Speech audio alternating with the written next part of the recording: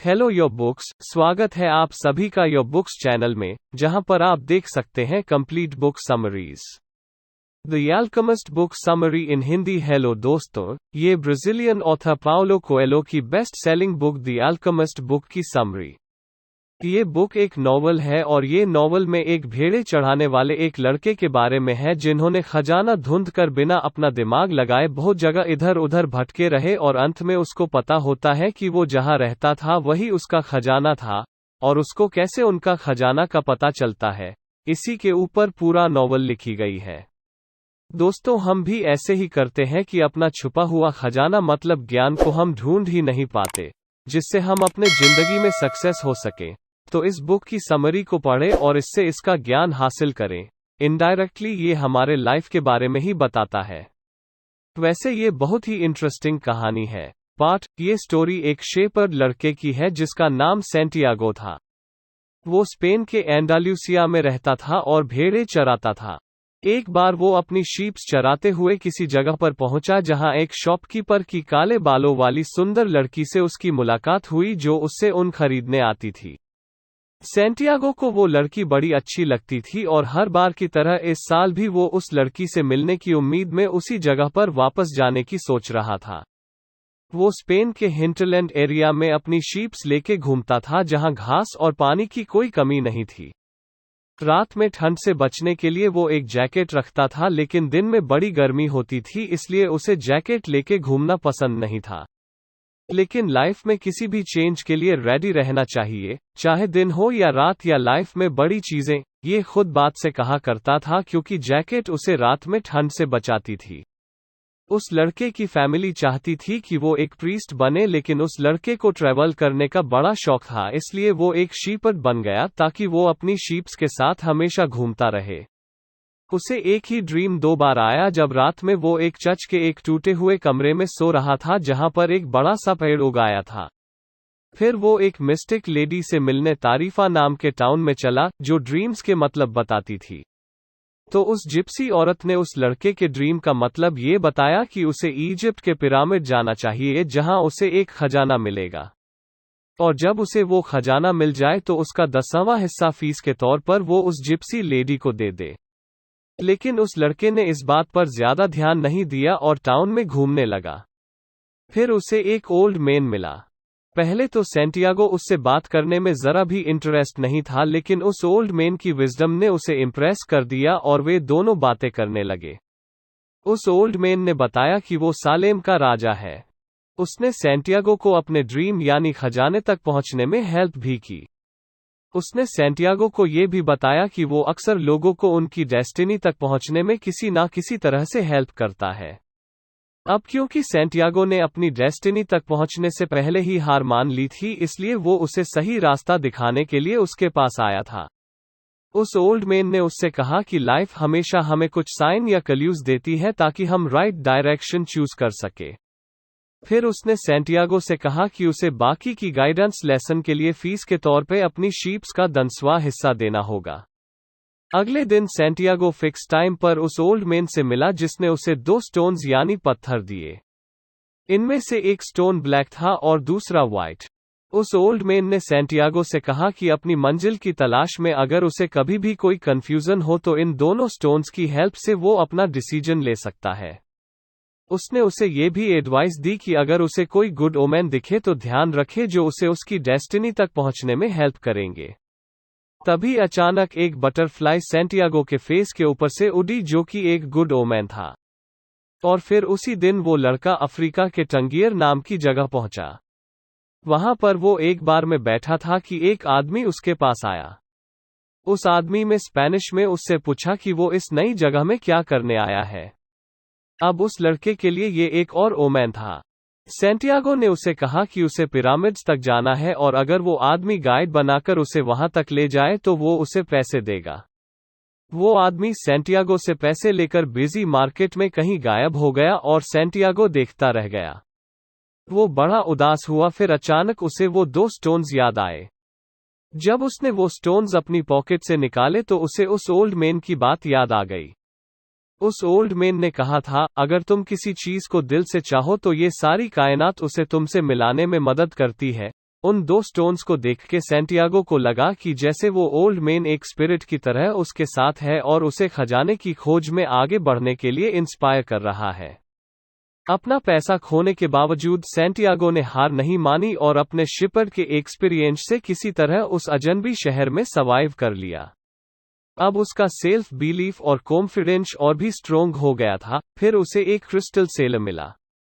Santiago ने उस crystal seller से कहा कि अगर वो उसे खाना खिला दे तो बदले में वो उसका कुछ काम कर सकता है। उस शॉपकीपर ने उसे लंच कराया और फिर उससे अपनी शॉप में रखी ग्लास की चीजें साफ करने को कहा। जब वो ग्लासवेयर साफ कर रहा था तो उसी टाइम शॉप में 2 कस्टमर्स ने आकर कुछ सामान खरीदा। अब वो शॉप वाला भी ओमेन में बिलीव करता था तो उसने सैंटियागो को हमेशा के लिए काम पे रख लिया। लेकिन सैंटियागो को वहां काम नहीं करना था, उसे तो पिरामिड्स जाने के लिए पैसों की जरूरत थी। उसकी बात सुनकर वो शॉप वाला हंसा और उसने बताया कि पिरामिड्स वहां से हजारों किलोमीटर दूर है और वहां तक जाने के लिए ढेर सारा पैसा चाहिए। ये सुनकर सैंटियागो का इरादा बदलने लगा। उसने सोचा क्यों ना काम करके इतना पैसा कमाया जाए कि वो वापस अपने नेटिव प्लेस जाकर शीप्स खरीदे और फिर से शिपर्ड का काम शुरू कर दे। पार्ट 2। वो लड़का क्रिस्टल्स के लिए एक नया कैबिनेट बनाना चाहता था ताकि वो जल्द से जल्द ढेर सारा पैसा कमा सके और वापस अपने टाउन जाकर शिपर्ड का काम शुरू कर सके। शॉपकीपर ने उसकी बात मान ली क्योंकि उसे सैंटियागो से सिंपैथी थी। वो खुद कई सालों से मक्का जाने का ख्वाब देख रहा था लेकिन कभी जा नहीं पाया था, तो इसलिए वो चाहता था कि कम से कम सैंटियागो की विश पूरी हो। इसलिए उसने सैंटियागो को एडवाइस दी कि उसे क्रिस्टल के ग्लासों में चाय बेचनी चाहिए जिससे ज्यादा कस्टमर अट्रैक्ट हो सके। हालांकि उसकी शॉप अच्छी चल रही थी और उसे ज्यादा मेहनत करके शॉप को एक्सपेंड करने की कोई जरूरत नहीं थी, फिर भी वो सैंटियागो की हेल्प करने के लिए तैयार हो गया। क्योंकि सैंटियागो की डेस्टिनी में उस शॉपकीपर के इस डिसीजन का भी कंट्रीब्यूशन था। और इस डिसीजन से एक बड़ा चेंज आया क्योंकि क्रिस्टल ग्लास में चाय बेचने से ये शॉप बड़ी फेमस हो गई थी और इसे एक बड़ी कमर्शियल सक्सेस मिली थी। जब सैंटियागो के पास काफी पैसा जमा हो गया तो उसने अपने घर वापस जाने का डिसीजन लिया। लेकिन जाने से पहले वो शॉपकीपर से ब्लेसिंग्स लेना चाहता था। शॉपकीपर ने उसे ब्लेसिंग दी और साथ ही ये प्रेडिक्ट भी किया कि सैंटियागो वापस स्पेन नहीं जा पाएगा। सैंटियागो ने अपना सारा सामान समेटा और किंग के दिए 2 स्टोन्स भी अपनी पॉकेट में रख लिए। जैसे ही वो एंडालूसिया जाने के लिए तैयार हुआ कि तभी उसे एक ख्याल आया। जो कुछ भी अब तक उसके साथ हुआ था, उसने उस सब के बारे में सोचा। उसे अचानक ख्याल आया कि वो जब चाहे अपने देश जाकर शीपसिड बन सकता है, लेकिन पिरामिड्स जाने का मौका उसे दोबारा नहीं मिलेगा। किंग के दिए उन 2 स्टोन्स को देखकर उसे ये ख्याल आया था। वो अपने डिसीजन पर गौर करने लगा। अब उसने अपना माइंड चेंज कर लिया था और पिरामिड्स जाने के लिए निकल पड़ा। वो एक वेयरहाउस पहुंचा जहां उसे एक इंग्लिशमैन मिला जो काफी बातों में सैंटियागो की तरह था। वो आदमी उन 2 स्टोन्स को भी पहचानता था जो सैंटियागो के पास थे। ये और ओमेन था सैंटियागो के लिए। फिर वे दोनों इजिप्ट जाने वाले एक कारवां के साथ साथ चलने लगे जिसका सरदार एक दाढ़ी वाला आदमी था। वो कारवां एक रेगिस्तान से गुजर रहा था। कारवां में पहले तो काफी चहल पहल हो रही थी लेकिन फिर सब चुपचाप चलने लगे। जर्नी के दौरान सैंटियागो की अपने ऊंट चलाने वाले से दोस्ती हो गई और दोनों अपनी अपनी लाइफ के बारे में एक दूसरे को बताने लगे। दोनों को एक फिलोसफिकल ट्राउथ का एहसास हुआ। उन्हें फील हुआ कि जैसे डेस्टिनी ने हर चीज पहले से प्लान कर रखी है, क्योंकि लाइफ में हर एक चीज किसी दूसरी चीज से जुड़ी हुई है। जर्नी के बीच बीच में उन्हें बेडुइन्स भी मिल जाते थे जो कि डेजर्ट के मिस्टीरियस प्रोटेक्टर ट्राइब थे। वे उन्हें डेजर्ट के डाकुओं और आने वाले खतरों के बारे में अलार्म करके फिर से गायब हो जाते थे। एक बार तो उन्हें ये भी इंफॉर्मेशन मिली कि ट्राइबल्स के बीच में वार होने वाली है, जिसे सुनकर सारे लोग डर गए थे, लेकिन वापस लौटना अब पॉसिबल नहीं था। और जब वापस जाना मुमकिन ना हो तो आगे बढ़ते रहना ही एक पॉसिबल रास्ता होता है। जैसे जैसे वे लोग आगे बढ़ रहे थे, वो इंग्लिशमैन डेजर्ट में और ज्यादा इंटरेस्ट लेता गया और वो लड़का उस इंग्लिशमैन की बुक्स में। तो ये एक तरह का छोटा सा रोल रिवर्सल था। वो इंग्लिशमैन किसी भी मेटल को गोल्ड में चेंज करने के आर्ट यानी कि अल्कमी में इंटरेस्टेड था। लेकिन सैंटियागो जितना उन बुक्स को पढ़ता गया उतना ही ज्यादा कंफ्यूज होता गया, क्योंकि उसे उन बुक्स की लैंग्वेज और उनमें बने सिंबल्स कुछ समझ नहीं आ रहे थे। वो ये सब इजी वे में सीखना चाहता था, लेकिन उस इंग्लिशमैन ने कहा, हाई नॉलेज उसी को मिलती है जो खूब सारा टाइम देकर बड़ी मेहनत से ये किताबें पढ़ते हैं। अब उनका कारवां तेजी से आगे बढ़ता जा रहा था और वे लोग ट्राइबल वार से बचने के लिए रात दिन बिना रुके चलते जा रहे थे। और फाइनली उनका कारवां ट्राइबल वार से बचता बचाता किसी तरह ओएसिस तक पहुंच ही गया।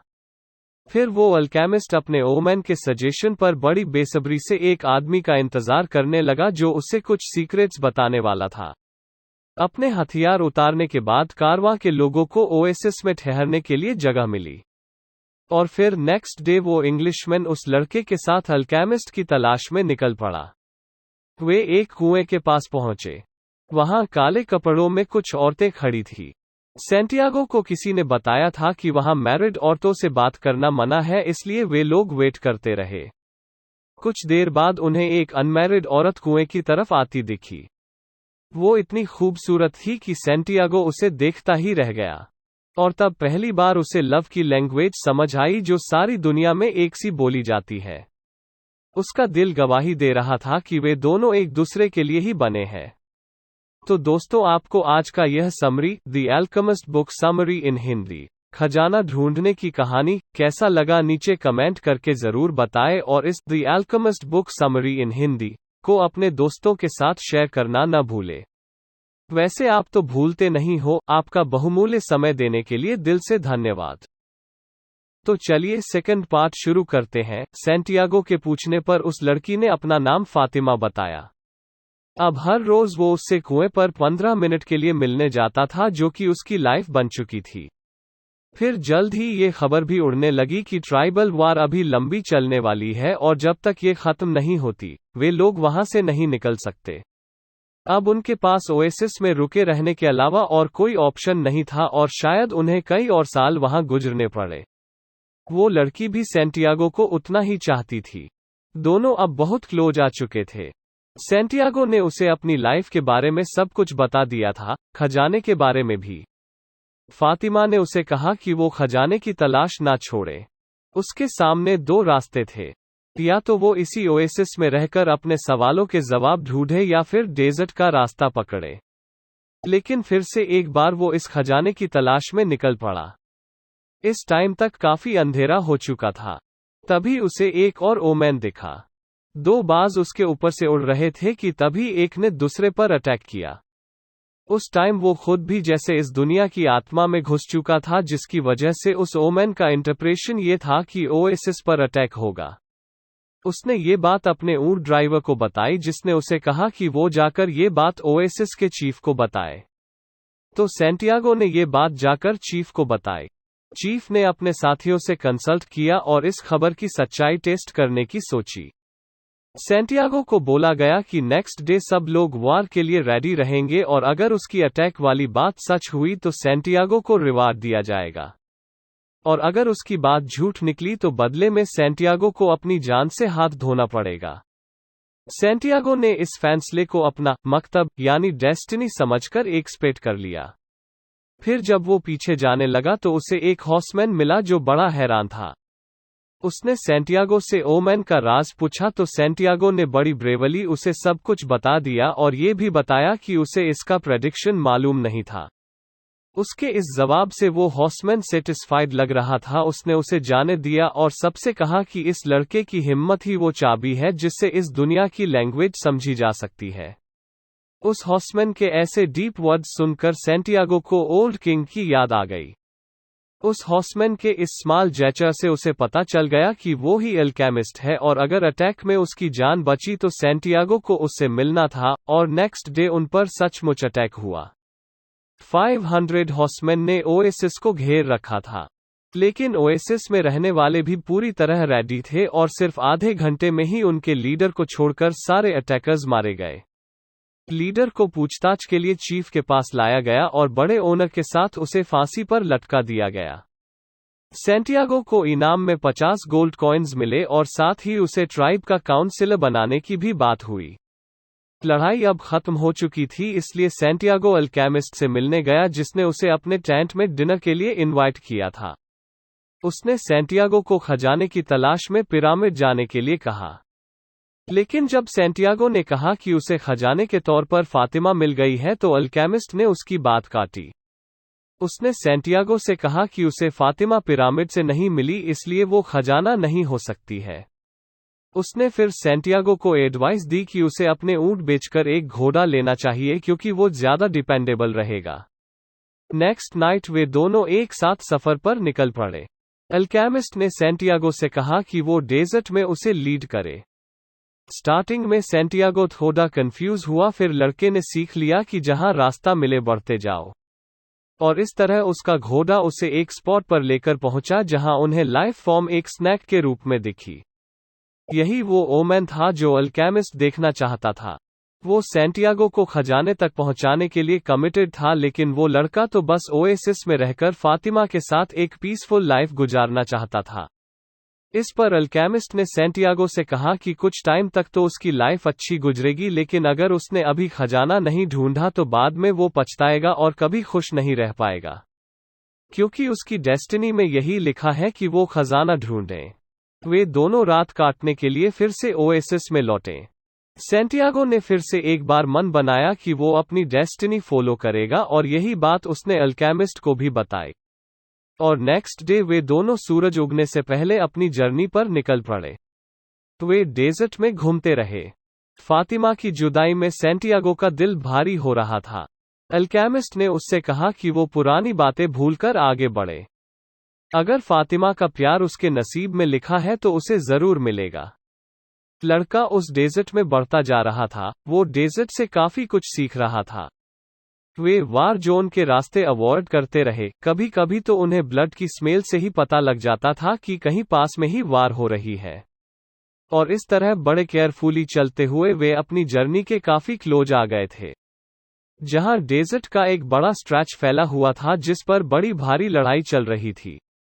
पूरी जर्नी के टाइम सैंटियागो के सामने काफी कॉन्फ्लिक्ट मोमेंट्स आए।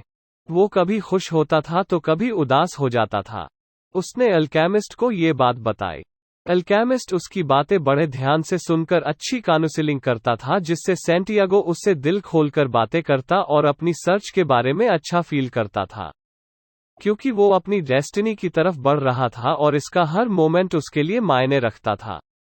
अब तक अपने पास्ट के एक्सपीरियंस से उसने काफी कुछ सीख लिया था, और वो आज जो कुछ भी था, जहां पर भी था, अपनी लर्निंग की वजह से ही था। ये सब लाइफ की एक बड़ी प्लानिंग का पार्ट था। ये प्लानिंग अनदेखे हाथों ने लिखी थी जो सबकी लाइफ की प्लानिंग लिखते हैं। थॉट ने ये सीखा कि सफरिंग और फेलियर का डर एक्चुअल सफरिंग और फेलियर से बड़ा होता है। ये सब जानकर अब सैंटियागो का मन शांत था। ये सब उसने अल्केमिस्ट से शेयर किया तो उसने कहा कि अब वो अपनी डेस्टिनी के लिए पूरी तरह प्रिपेयर है। लेकिन अभी उसे लड़के को एक लास्ट लेसन देना बाकी था, और ये लेसन था जो कुछ उसने अब तक सीखा उसका टेस्ट देने के लिए उसे प्रिपेयर रहना था। और ये इसलिए क्योंकि हर सर्च बिगिनर के लक से स्टार्ट होती है, ताकि जो कुछ लेसन हमने सीखे हैं वो पूरी तरह से जिंदगी भर के लिए हमारे अंदर समा जाए। और फिर जल्दी ही टेस्ट का दिन भी आया। उन्हें एक ट्राइब ने घेर लिया था। वे लोग उन्हें अपने चीफ के पास ले गए और पूछताछ शुरू कर दी। जान बचाने के लिए अल्केमिस्ट ने सैंटियागो का सारा गोल्ड उन लोगों को दे दिया, और साथ ही ये भी कहा कि उस लड़के में ऐसी पावर है कि वो उन्हें हवा बन के दिखा देगा, और अगर ऐसा नहीं हुआ तो वो लोग उन्हें 3 दिन में मार सकते हैं। अब ये बात सैंटियागो के लिए कुछ ज्यादा हो गई थी। वो बहुत डर गया था कि आगे क्या होगा। पहले दिन के खत्म होने पर सैंटियागो ने अल्केमिस्ट से कहा कि उसे हवा बनना नहीं आता। इस पर अल्केमिस्ट ने जवाब दिया कि वो उसकी प्रॉब्लम है, क्योंकि उसे तो ये जादू आता है। दूसरे दिन वो लड़का दिन भर एक माउंटेन के ऊपर बैठा रहा और डेजर्ट से बातें करता रहा। जब तीसरे दिन अपना जादू दिखाने का टाइम आया तो उसने डेजर्ट से हेल्प करने की रिक्वेस्ट की। डेजर्ट ने उससे कुछ सवाल किए जिसका जवाब उस लड़के बड़ी हिम्मत से दिया। डेजर्ट उसे अपनी सैंड देने के लिए तैयार हो गया और उससे कहा कि वो हवा से हेल्प मांगे। जब सैंटियागो ने हवा से हेल्प मांगी तो हवा ने भी कुछ सवाल किए और उन सवालों के जवाब भी उसने उसी तरह हिम्मत दिए। उसने हवा को कन्विंस किया कि वो इतनी तेज चले कि वो आसमान से हेल्प ले सके। हवा उसकी बात मान गई और जोर जोर से चलने लगी। लड़के ने फिर सूरज से बात की और उसे भी तेज चमकने के लिए कन्विंस कर लिया। सूरज ने उसे कहा कि वो उन हाथों से बात करे जिन्होंने ये सब कुछ लिखा है। अब उस लड़के ने प्रे करना शुरू कर दिया। उसकी प्रेयर साइलेंट थी मगर उसका हॉट उस ऊपर वाले से कनेक्ट था। उसे सोल ऑफ गॉड की पावर रियलाइज हुई और ये भी रियलाइज हुआ कि उसके अंदर भी सोल ऑफ गॉड मौजूद है। वो इस सीक्रेट को समझ गया था कि इंडिविजुअली किसी को भी नहीं पता होता है कि उन्हें क्या करना है, क्योंकि सारा प्लान उन सुप्रीम पावर के हाथों लिखा होता है और उसने सबके लिए एक प्लान लिखा होता है। कुछ लोग ये बात समझ जाते हैं और जो नहीं समझ पाते वो फना हो जाते हैं। सैंटियागो को जब इस सीक्रेट का पता चला तो उसे एहसास हुआ कि उसमें और उसकी डेस्टिनी लिखने वाले हाथों में कोई फर्क नहीं है, वे एक हो गए हैं। और जैसे ही उसे ये रिवील हुआ उसने ऊपर वाले की हेल्प से खुद को हवा में बदल कर दिखा दिया।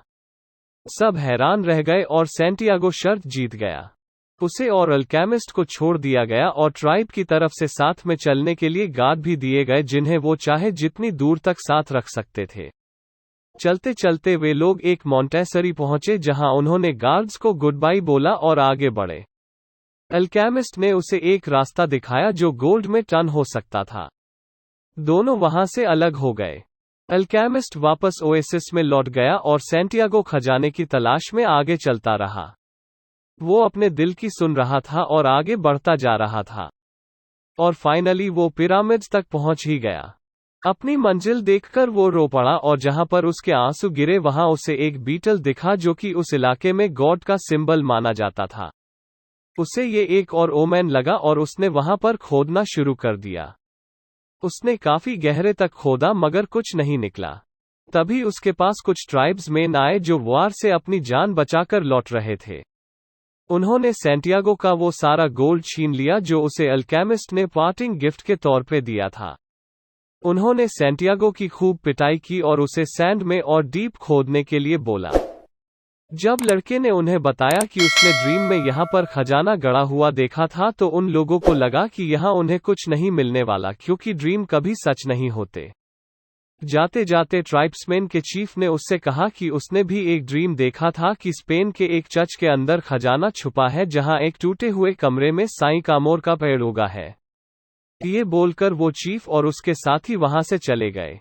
लड़का खुशी से ठहाके लगाने लगा क्योंकि ये एग्जैक्ट वही जगह थी जहां उसे इजिप्ट के खजाने का ड्रीम आया था। तो वाकई में कोई खजाना था, लेकिन उसे पाने का रास्ता इतना लंबा था। उसे पहले डेजर्ट में पिरामिड्स तक पहुंचना था, फिर किसी और के थ्रू उसके बारे में जानना था। अगर उसने अपनी डेस्टिनी फॉलो नहीं की होती तो शायद उसे कभी भी उस खजाने का पता नहीं चल पाता जो उसके अपने ही देश में छुपा था। एपिलॉग सैंटियागो चर्च में गया और खजाने को खोद निकाला। फिर वो उस जिप्सी औरत के पास गया जिसे उसने 1/10 देने का प्रोमिस किया था। उसके बाद उसे हवा में वो खुशबू महसूस हुई जो उसे बड़े अच्छे से याद थी और जो अभी उसके होंठों पर एक याद बनकर बैठी थी। ये खुशबू भी फातिमा की। उसने अपने प्यार को बड़ी जोर से आवाज दी, मैं आ रहा हूँ, फातिमा। और ऐसे ही इंटरेस्टिंग बुक समरीज और नॉलेज से भरे वीडियोस देखने के लिए हमारे चैनल योर बुक्स को सब्सक्राइब करें। अगर आप अपनी किसी पसंदीदा बुक की समरी सुनना चाहते हैं तो उस बुक का नाम हमें जरूर बताएं। मैं जल्द ही आपके लिए एक नया वीडियो लेकर आऊंगा। तो चलिए मिलते हैं अगली वीडियो में। आपका समय शुभ हो।